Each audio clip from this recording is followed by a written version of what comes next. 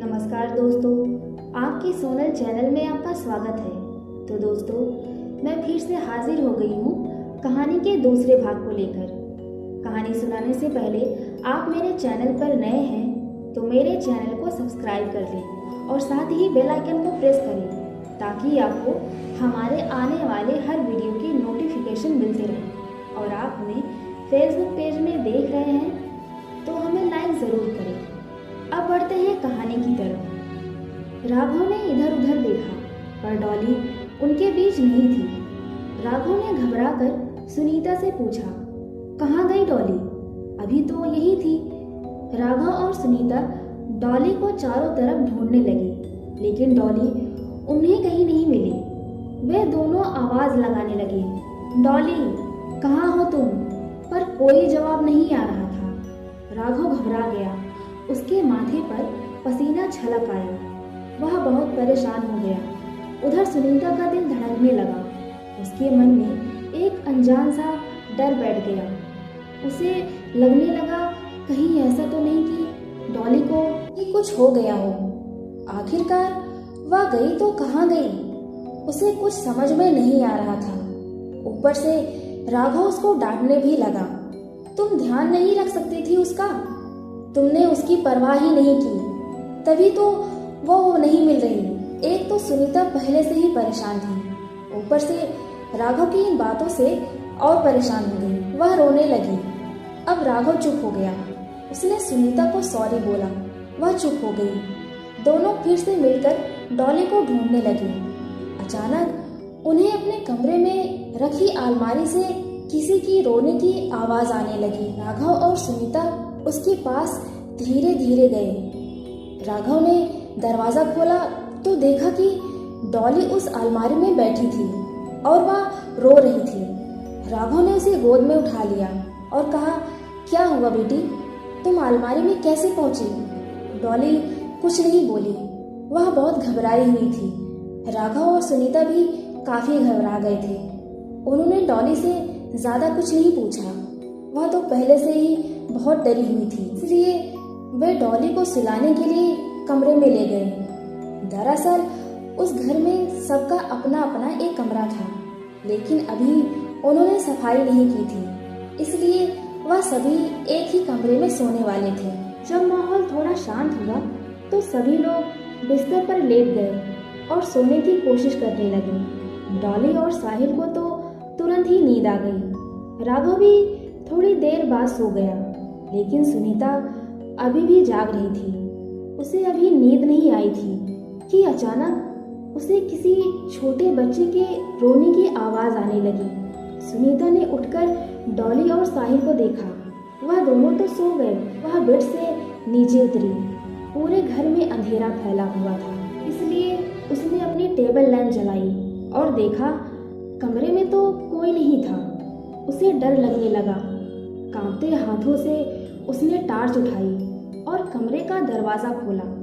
उसने सोचा कि कमरे के बाहर कोई होगा, लेकिन कमरे के बाहर कोई नहीं था। अब उसे बहुत आश्चर्य होने लगा।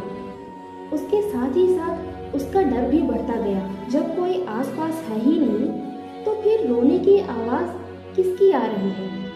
उसने ध्यान से सुनने की कोशिश की तो उसने सुना कि उस बच्चे की रोने की आवाज पास के बंद कमरे में आ रही थी। डरते डरते वह धीरे धीरे उस कमरे के पास गई। उसने देखा कि उस कमरे में ताला नहीं लगा था।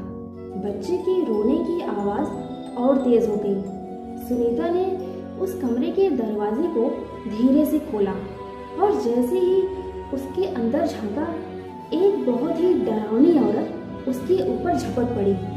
उस औरत का आधा चेहरा जला था और वह एक हाथ में चाकू पकड़े हुए थी। वह औरत उसे चाकू से मारने ही वाली थी कि वह जोर से चीखी और तभी सुनीता की नींद खुल गई। वह उठकर बैठ गई।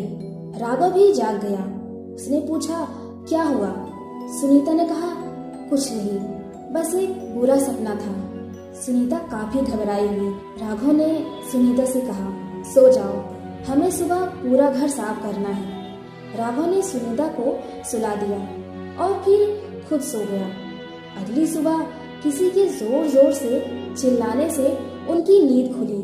मालिक उठिए, सुबह हो गई, घर भी साफ करना है आपको। राम सिंह नीचे से चिल्ला रहा था। राघव और सुनीता उठे।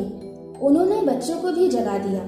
सुनीता ने राघव को अपने सपने के बारे में बताया तो राघव ने उससे कहा, तुम्हें टेंशन के कारण ही वह सपना आया होगा, तुम चिंता मत करो, वह महज एक सपना ही तो था।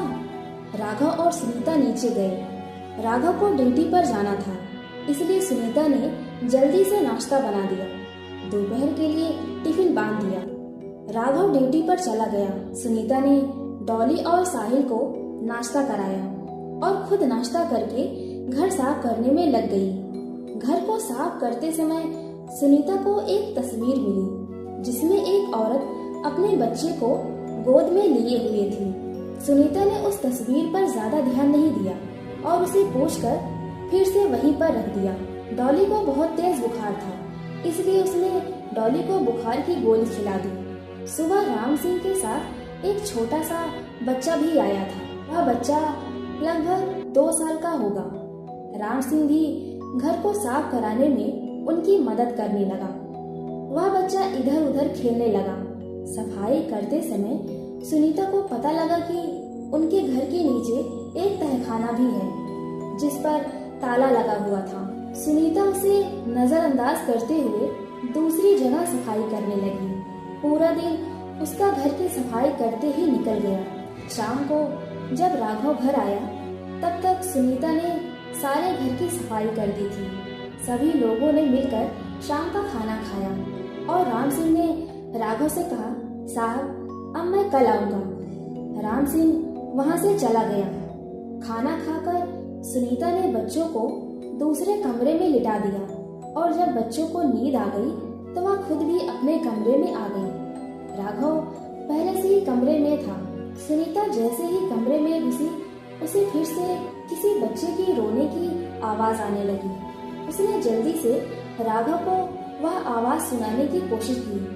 राघव को भी उस बच्चे के रोने की आवाज आ रही थी। उन्होंने हिम्मत करके बाहर जाकर देखा। आवाज नीचे से आ रही थी। वो दोनों लोग नीचे उतरे तो उन्होंने देखा कि सामने कुर्सी पर वही छोटा बच्चा बैठा है जो सुबह राम सिंह के साथ आया था। उन्होंने समझा कि शायद राम सिंह इसे भूल गया होगा, लेकिन फिर उन्होंने सोचा कि भला कोई अपना बच्चा कैसे भूल सकता है। सुनीता और राघव उस बच्चे को अपने साथ ले गए। थोड़ी देर बाद राघव और सुनीता को भी नींद आने लगी तो वो भी सो गए। लगभग आधी रात को उन्हें फिर से जोर जोर से रोने की आवाज सुनाई देने लगी। उन्होंने देखा कि वह बच्चा वहां से गायब था। दोस्तों, ये कहानी आपको कैसी लगी?